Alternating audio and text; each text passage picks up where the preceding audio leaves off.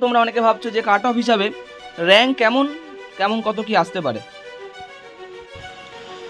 তো একবার আমরা ডিসকাস করে নিই কাট অফ অনুযায়ী প্রিভিয়াস ইয়ারের র্যাঙ্ক কেমন গেছিলো, তাহলে আমরা একটা ধারণা পেয়ে যাব। প্রত্যেকেই তোমরা কমেন্ট বক্সে জানাও তোমরা কত স্কোর করেছো এবং তোমরা কোন জেলা থেকে আছো। ধরো তোমার জেলা হচ্ছে নদিয়া, লিখবে নদিয়া এবং তুমি কত স্কোর করেছো সেটা কমেন্ট বক্সে অবশ্যই জানিও, আমি প্রত্যেককে রিপ্লাই করবো। দেখো এখানে বলেছে previous year rank versus cut off, অর্থাৎ প্রিভিয়াস ইয়ারের একটা আমি তোমাদের ডেমো দেখাচ্ছি, এখান থেকে তোমরা একটা ধারণা পাবে। অর্থাৎ প্রিভিয়াস ইয়ারে কি বলেছে, আগের বছর যারা 65+ স্কোর করেছিল তারা কিন্তু 137-এর মধ্যে র্যাঙ্ক করেছিল। ঠিক আছে, মানে 137-এর মধ্যে বা 137-এর নিচে, 1 থেকে 137-এর মধ্যে র্যাঙ্ক করতে পেরেছিল। যাদের স্কোর ছিল 62 তারা কিন্তু 250-এর নিচে র্যাঙ্ক করেছিল।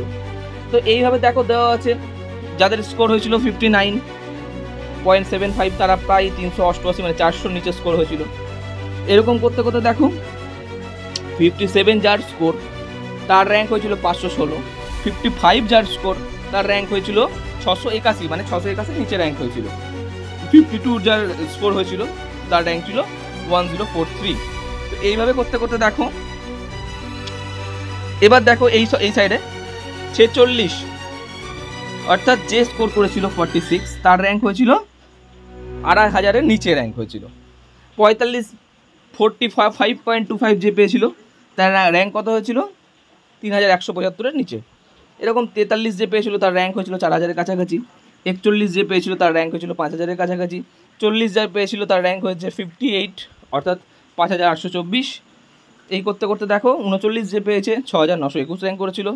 38 যে পেয়েছে, মানে দেখো এক র্যাঙ্কের জন্যই কিন্তু দেখো প্রায় 1000 থেকে 2000 ছেলে মেয়ে ঢুকে যাচ্ছে, তাহলে এখানে এক নম্বরেরও কিন্তু অনেক গুরুত্ব আছে। 38 যে পেয়েছিল তার র্যাঙ্ক হয়েছিল 7698। 37 যে পেয়েছিল তার র্যাঙ্ক 8704 এবং যে 30 বা 30-এর নিচে ছিল তাদের র্যাঙ্ক 18,000-এর অনেক উপরে চলে গেছিলো। ঠিক আছে, এবার দেখো এবার প্রশ্নটা হচ্ছে 2024-এ আনুমানিক কাট অফ কত যেতে পারে।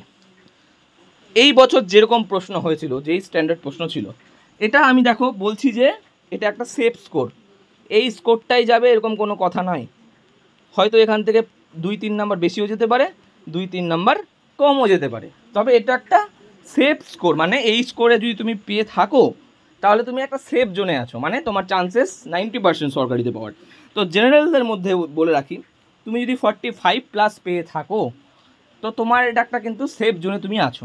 ঠিক আছে, আবারও বলছি এটা কিন্তু একটা সম্ভাব্য স্কোর, এখান থেকে হয়তো 4-5 নাম্বার বাড়তেও পারে, আবার 4-5 নাম্বার কমে যেতেও পারে। ঠিক আছে, তবে এটা একটা safe zone.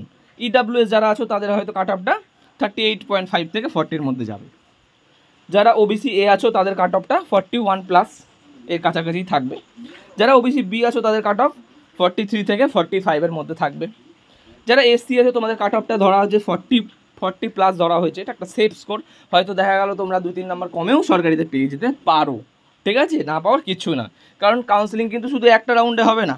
Counselling first round counselling হবে, ফার্স্ট রাউন্ড কাউন্সেলিং হয়ে যাওয়ার পর আবার সেকেন্ড রাউন্ড কাউন্সেলিং হবে, সেকেন্ড রাউন্ড কাউন্সেলিং হয়ে যাওয়ার পর সিট খালি থাকলে কিন্তু থার্ড রাউন্ড কাউন্সেলিং হবে। তো অনেক কিন্তু তোমাদের অপরচুনিটি থাকছে। আর যারা এসসি আছে তোমাদের সেফ স্কোর 40.5, এটা একটা সেফ স্কোর। আর যারা এসটি ক্যাটাগরিতে আছো তোমাদের সেফ স্কোর 32+ বা 30+, এইটা হচ্ছে তোমাদের সেফ স্কোর। তো ভিডিওটাতে তোমরা জানাও তোমরা কত স্কোর করেছো বা তোমরা সম্ভাব্য কত পেতে পারো, অবশ্যই কিন্তু তোমরা কমেন্টে জানিও। Thank you.